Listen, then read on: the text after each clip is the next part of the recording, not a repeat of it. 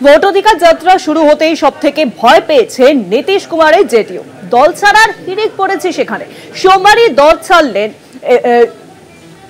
বেগুসরাইয়ের প্রাক্তন বিধায়ক বগো সিং। 2025-এর বিধানসভা কি নীতিশ কুমারের শেষ ভোট হতে চলেছে প্রশ্ন দেখা দিচ্ছে। নীতিশকে নিশানা করছে এনডিএ শরিক দল সাধারণ মানুষ। জেডিইউ দলটা থাকবে তো, প্রশ্ন কিন্তু এখন এটাই।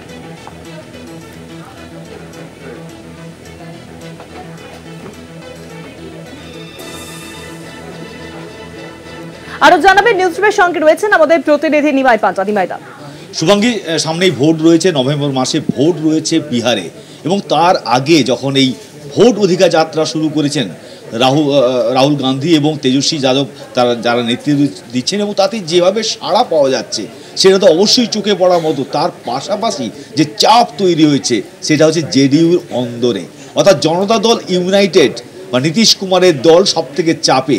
রীতিমতো তারা দলের মধ্যে দৌড়ঝাঁপ শুরু হয়ে গিয়েছে। অনেকেই দল ছাড়ছেন, অন্য দলে গিয়ে যোগদান করছেন। যেমন বেগুসরাইয়ের প্রাক্তন জেডিইউ বিধায়ক বগো সিং বা নরেন্দ্র কুমার সিং, তিনি সোমবার দিন অর্থাৎ এই ভোট অধিকার যাত্রা শুরু হওয়ার দ্বিতীয় দিনেই তিনি তেজস্বী যাদবের সঙ্গে দেখা করে তিনি আরজেডিতে জয়েন করছেন, এবং অবশ্যই তিনি বুঝতে পেরেছেন যে তিনি সিট পেতে পারেন, এবং সেই ছবিও তিনি সমাজ মাধ্যমে তিনি পাবলিশ করেছেন। এবং সবথেকে বড় কথা যে নীতিশ কুমার তার বয়সজনিত কারণ এবং তার গুরুত্ব বিহারে যে কমছে, বয়সজনিত কারণ তো ছিল, তার সঙ্গে সঙ্গে এমন তার শরিক দলগুলোও তাকে নিশানা করছে।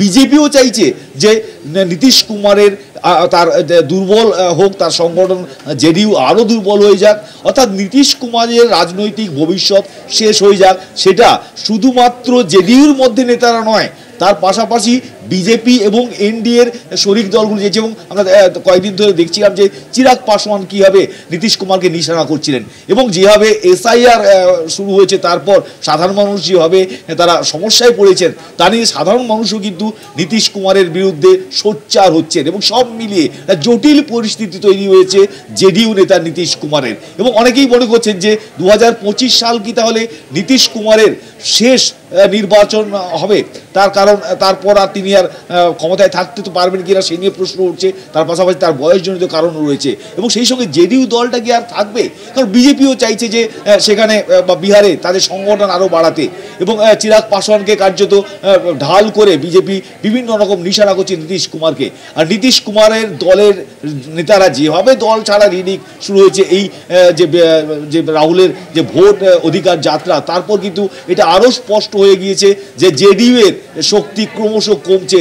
জেডিইউ ক্রমশ তাদের যে শক্তি সেটা যেমন কমছে, তাদের নেতাদের সংখ্যাও কমছে। এবং সবাই জানে যে ভোটমুখী যে কোনো রাজ্যে নেতারা তারা জল মেপে নেন যে কোন দল ক্ষমতায় আসতে পারে, ফলে দল ছাড়ার হিড়িক এবং নতুন দলে যোগদান করা, এখানে দেখা যাচ্ছে যে জেডিইউ নেতারা তারা সিট পাওয়ার একেবারে কনফার্ম হওয়ার জন্যই তারা জেডিইউ ছেড়ে হয় আরজেডি না হয় কংগ্রেসে যোগদান করছেন। ফলে সব মিলিয়ে নীতিশ কুমারের ভবিষ্যৎ প্রশ্নচিহ্ন দাঁড়িয়েছে, এবং বিহারে এই ভোট অধিকার যাত্রা রাহুলের শুরু হয় সব থেকে দৌড়ঝাঁপ, সব থেকে চাপে নীতিশ কুমার এবং তার জেডিইউ। শুভাঙ্গী, অনেক ধন্যবাদ নিমাই। দ্য নিউজের সঙ্গে ছিলেন আমাদের প্রতিনিধি নিমাই পান্তা।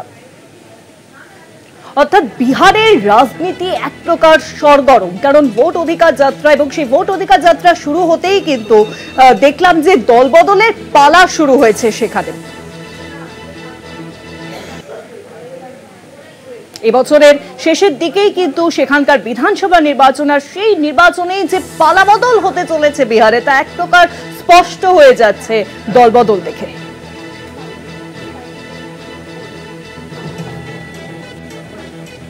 ভোট অধিকার যাত্রা শুরু হতেই সব থেকে ভয় পেয়েছে নীতিশ কুমারের জেডিইউ, কারণ সেখানে ইতিমধ্যেই কিন্তু দলবদলের পালা শুরু হয়ে গেছে। দল ছাড়ার হিড়িক পড়েছে। সোমবারই দল ছাড়লেন বেগুসরাইয়ের প্রাক্তন বিধায়ক।